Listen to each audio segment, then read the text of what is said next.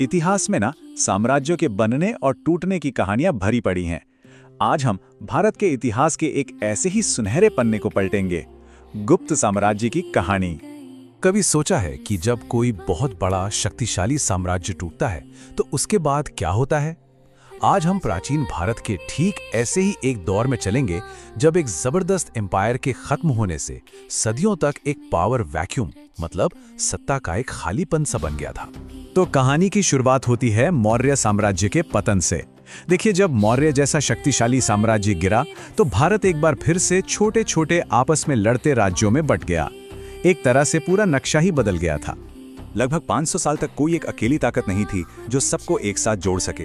तो इस दौरान हुआ ये कि एक तरफ तो शुंग, कर्ण और सातवाहन जैसे देसी राजवंश थे और दूसरी तरफ से इंडो ग्रीक, शक, पार्थियन और कुषाण जैसे विदेशी शासक भी भारत के अलग अलग हिस्सों पर राज कर रहे थे। लेकिन इसी राजनीतिक उथल-पुथल और बिखराव के बीच से एक नए राजवंश ने सिर उठाया, एक ऐसी ताकत जो भारत के लिए एक नया अध्याय लिखने वाली थी, और ये थे गुप्त। इस वंश की नींव रखी थी श्रीगुप्त ने, लेकिन असली कहानी शुरू होती है उनके पोते चंद्रगुप्त प्रथम के समय से। उन्होंने ही गुप्त वंश को एक मामूली राजवंश से उठाकर एक साम्राज्य की दहलीज पर खड़ा कर दिया। उन्होंने एक जबरदस्त उपाधि अपनाई, महाराजाधिराज। इसका मतलब है राजाओं का भी महाराजा। ये सिर्फ एक टाइटल नहीं था, ये एक ऐलान था, एक घोषणा थी कि गुप्त अब कोई छोटे मोटे राजा नहीं रहे, बल्कि उनकी नजरें एक बहुत बड़े साम्राज्य पर थीं।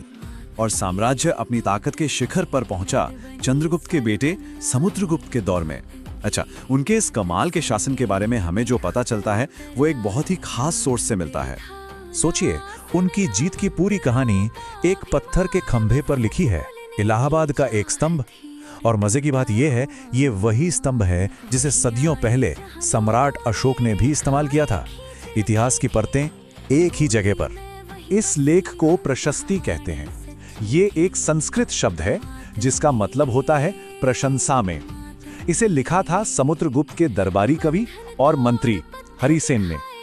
इसमें उन्होंने अपने राजा की मिलिट्री विक्ट्रीज मतलब उनकी जीतों की तारीफों के पुल बांध दिए हैं। तो हरिसेन बताते हैं कि कैसे समुद्रगुप्त ने अलग अलग इलाकों के साथ डील किया। सबसे पहले बारी आई आर्यावर्त की, मतलब उत्तर मध्य भारत की। यहाँ के 9 शासकों को तो उन्होंने जड़ से ही उखाड़ फेंका और उनके राज्यों को सीधे सीधे अपने साम्राज्य का हिस्सा बना लिया। इसके बाद वो दक्षिण की ओर बढ़े, दक्षिणापथ के 12 शासकों को हराया। लेकिन यहाँ उन्होंने एक बहुत ही स्मार्ट चाल चली। जब इन राजाओं ने हार मान ली तो समुद्रगुप्त ने उन्हें उनका राज वापस लौटा दिया। शर्त बस इतनी थी कि अब वो गुप्त साम्राज्य के अधीन रहकर शासन करेंगे। अब जब पड़ोसी राज्यों ने ये सब देखा तो उन्होंने लड़ाई से बेहतर कूटनीति को समझा। असम, बंगाल और नेपाल जैसे राज्यों ने खुद ही आकर दोस्ती का हाथ बढ़ाया। वो तोहफे लाते, समुद्रगुप्त के आदेश मानते और उनके दरबार में हाजिरी भी देते। और तो और दूर दराज के इलाकों के शासकों ने भी उनकी सत्ता मान ली। इनमें कुषाणों और शकों जैसी पुरानी विदेशी ताकतों के वंशज भी थे। कुछ ने तो रिश्ते मजबूत करने के लिए अपनी बेटियों की शादी का प्रस्ताव तक रख दिया। लेकिन समुद्रगुप्त सिर्फ एक योद्धा ही नहीं थे। उनके जमाने के कुछ सिक्कों पर उन्हें वीणा बजाते हुए दिखाया गया है। ये तस्वीर इस महान विजेता के एक अलग ही कला प्रेमी रूप को दिखाती है। तो साम्राज्य फलता फूलता रहा, खासकर समुद्रगुप्त के बेटे चंद्रगुप्त द्वितीय के समय में। लेकिन सच तो यह है कि कोई भी साम्राज्य हमेशा के लिए नहीं रहता। चंद्रगुप्त द्वितीय का दौर उसे ही स्वर्ण युग का शिखर माना जाता है। साम्राज्य खूब फैला, लेकिन पीढ़ियां बदली और स्कंदगुप्त जैसे बाद के शासकों के समय तक आते आते उत्तर पश्चिम से हूणों के लगातार हमले होने लगे। इन हमलों ने साम्राज्य की दौलत और ताकत दोनों को धीरे धीरे खत्म कर दिया। और फिर इतिहास ने एक बार फिर खुद को दोहराया। गुप्त साम्राज्य के टूटने से जो खालीपन आया, उसने सत्ता के लिए एक नए संघर्ष को जन्म दे दिया। इस बार का भारत मोटे तौर पर उत्तर और दक्षिण में बटा हुआ था। उत्तर में थानेश्वर के वर्धन राजवंश का बोलबाला था, तो वहीं दक्षिण में 2 बड़ी ताकतें थीं, पल्लव और चालुक्य, और इनके बीच अक्सर लड़ाइयां चलती रहती थीं। वर्धन राजाओं में सबसे ज्यादा शक्तिशाली हुए हर्षवर्धन। उन्होंने उत्तर में मगध से लेकर बंगाल तक एक विशाल इलाका जीत लिया। ऐसा लग रहा था कि शायद वो एक बार फिर पूरे भारत को एक सूत्र में पिरो देंगे। लेकिन जब उनकी नजर दक्षिण पर पड़ी तो उनका सामना हुआ चालुक्य वंश के सबसे मशहूर शासक पुलकेशिन द्वितीय से। ये एक तरह से उत्तर और दक्षिण की दो सबसे बड़ी ताकतों की टक्कर थी। हर्षवर्धन ने अपनी सेना लेकर नर्मदा नदी पार करने की कोशिश की ताकि वो दक्षिण पर हमला कर सके, लेकिन पुलकेशिन द्वितीय की सेना ने उन्हें वहीं रोक दिया। ये उस महान विजेता हर्षवर्धन के जीवन की पहली और आखिरी हार थी।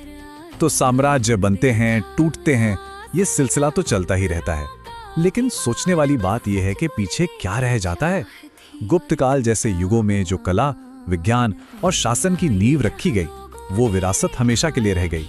शासक तो आए और चले गए, लेकिन उनके दौर की खोज और कला वो आज भी भारत की पहचान का एक अहम हिस्सा है। नमस्कार। कभी सोचा है कि पत्थर का एक खंभा जो सदियों से खड़ा है, एक महान सम्राट की पूरी रणनीति का खुलासा कर सकता है? आज हम यही समझने वाले हैं कि समुद्रगुप्त की सफलता के पीछे का राज क्या था। सुनने में तो ये नामुमकिन सा लगता है ना? लेकिन ये कोई मामूली खंभा नहीं है। ये तो समझिए इतिहास के एक बंद कमरे की चाबी है, और इस चाबी को हमारे लिए बनाया एक बहुत ही खास इंसान ने। जी हाँ, इनका नाम था हरिसेन, जो समुद्रगुप्त के दरबारी कवि और मंत्री थे। उन्होंने ही इस स्तंभ पर एक खास तरह का लेख लिखवाया जो हमें सीधे सम्राट के दिमाग के अंदर झांकने का मौका देता है। इस तरह के लेख को प्रशस्ति कहते हैं। अब ये बात समझना बहुत जरूरी है कि प्रशस्ति कोई सरकारी रिकॉर्ड नहीं है, बल्कि ये तो शासक की तारीफ में लिखी गई एक कविता है। मतलब हम पूरी कहानी हरिसेन की नजरों से देख रहे हैं, जिसमें समुद्रगुप्त एक हीरो हैं। तो हरिसेन की इस प्रशस्ति से हमें पता क्या चलता है? इससे खुलासा होता है समुद्रगुप्त की 4 हिस्सों वाली रणनीति का। उन्होंने अपने साम्राज्य के अलग अलग इलाकों के लिए 4 अलग अलग नीतियां अपनाई थी। चलिए एक एक करके इन सबको समझते हैं। शुरुआत करते हैं पहले हिस्से से, आर्यावर्त, यानी साम्राज्य का वो इलाका जो उसके दिल की तरह था। प्रशस्ति के मुताबिक यहाँ कुल 9 शासक थे, और इन शासकों के लिए समुद्रगुप्त की नीति एकदम सीधी और साफ थी। कोई समझौता नहीं, उन्हें हराया गया और उनके राज्यों को हमेशा के लिए गुप्त साम्राज्य का हिस्सा बना लिया गया। मामला खत्म। अब हम चलते हैं दक्षिण की तरफ, यानी दक्षिणापथ, और यहाँ हमें समुद्रगुप्त का एक बिल्कुल ही अलग अंदाज देखने को मिलता है। इस इलाके में समुद्रगुप्त का सामना 12 अलग अलग शासकों से हुआ। लेकिन देखिए यहाँ क्या हुआ। समुद्रगुप्त ने उन्हें हराया जरूर, पर फिर एक ऐसा कदम उठाया जिसकी किसी को उम्मीद नहीं थी। उन्होंने उन सभी राजाओं को उनके राज्य वापस लौटा दिए। शर्त बस एक थी कि वो समुद्रगुप्त की अधीनता स्वीकार करेंगे। ये ताकत और समझदारी का कमाल का मेल था। तो देखिए, एक ही सम्राट, लेकिन नीतियां कितनी अलग। उत्तर में सीधी विजय और कब्जा, और दक्षिण में कूटनीति से नियंत्रण। इससे साफ पता चलता है कि समुद्रगुप्त सिर्फ एक महान योद्धा ही नहीं, बल्कि एक बहुत ही चतुर रणनीतिकार भी थे। वो जानते थे कि हर जगह एक ही तरीका काम नहीं करता। अब आते हैं तीसरी परत पर। ये थे साम्राज्य के पड़ोसी राज्य, जो एक तरह से साम्राज्य के चारों ओर एक सुरक्षा घेरा बनाते थे। प्रशस्ति में इस आंतरिक घेरे के कुछ राज्यों के नाम भी हैं, जैसे असम, तटीय बंगाल, नेपाल और उस समय के कई छोटे छोटे गणराज्य, जिन्हें गणसंघ कहा जाता था। अब इन शासकों से लड़ने की जरूरत ही नहीं पड़ी। ये खुद ही सम्राट के लिए तोहफे लाते थे, उनके आदेश मानते थे और उनके दरबार में हाजिरी भी देते थे। बदले में उन्हें अपना राजपाट चलाने की आजादी थी। और अब बात करते हैं चौथी और सबसे बाहरी परत की। ये वो प्रभाव था जो साम्राज्य की सीमाओं से भी बहुत दूर, विदेशों तक फैला हुआ था। हरिसेन बताते हैं कि इन दूर के शासकों में कुषाण और शक जैसी पुरानी विदेशी ताकतों के वंशज थे, और तो और इसमें श्रीलंका का शासक भी शामिल था। इन सबसे बाहरी शासकों के साथ रिश्ते और भी दिलचस्प थे। वो अधीनता तो मानते ही थे, पर साथ ही अपनी बेटियों की शादी गुप्त राजघराने में करके इन रिश्तों को और भी मजबूत बना लेते थे। सोचिए, ये कूटनीति का एक और ही स्तर था। तो ये तो हुई नीतियों की बात, पर सवाल ये है कि इतनी जटिल रणनीति बनाने वाला ये सम्राट असल में कैसा इंसान था? खैर, प्रशस्ति हमें उनकी शख्सियत की भी एक छोटी सी झलक देती है। प्रशस्ति उनके शानदार खानदान के बारे में बताती है। उनके परदादा और दादा महाराजा की उपाधि इस्तेमाल करते थे, लेकिन उनके पिता चंद्रगुप्त प्रथम वो पहले शासक थे जिन्होंने महाराजाधिराज यानी राजाओं के राजा जैसी बड़ी उपाधि अपनाई। इससे पता चलता है कि गुप्त वंश कैसे धीरे धीरे एक बड़ी ताकत बन रहा था। लेकिन सबसे दिलचस्प बात तो ये है कि प्रशस्ति उन्हें सिर्फ एक महान विजेता ही नहीं बल्कि एक बेहतरीन संगीतकार भी बताती हैं जो वीणा बजाते थे। और ये सिर्फ कवि की कल्पना नहीं है, हमें समुद्रगुप्त के ऐसे सिक्के भी मिले हैं जिन पर वो खुद वीणा बजाते हुए दिखाए गए हैं। तो कुल मिलाकर हम ये देखते हैं कि गुप्त साम्राज्य सिर्फ तलवार के दम पर नहीं बना था। इसके पीछे एक बहुत ही सोची समझी कई परतों वाली रणनीति थी, जिसमें हर इलाके के लिए एक खास प्लान तैयार किया गया था। और आखिर में एक सवाल, ये सब हमें शक्ति के असली मतलब के बारे में क्या सिखाता है? जब कोई साम्राज्य सिर्फ जीतने से नहीं बल्कि हारे हुए राजाओं को उनका ताज लौटाकर भी शासन करता है, तो ये उसकी कमजोरी है या असली ताकत? सोचिएगा जरूर।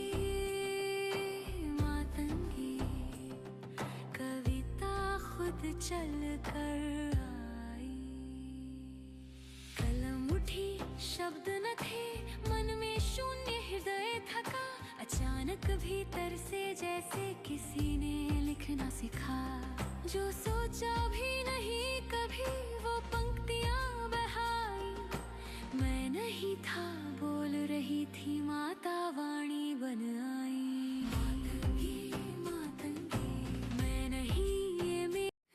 राजमातंगी की वाणी, न देखी गई न कही गई, पर स्वर बनकर बस गई। राजमातंगी श्यामल माता कवियों के कंठ में रच गई। मातंगी मातंगी शब्द बनी रस बन आई, मातंगी मातंगी कविता खुद चल कर आई, कलम उठी शब्द न थे, मन में शून्य हृदय थका, अचानक भीतर से जैसे किसी ने लिखना सिखा, जो सोचा भी नहीं कभी वो पंक्तियां बहाई, मैं नहीं था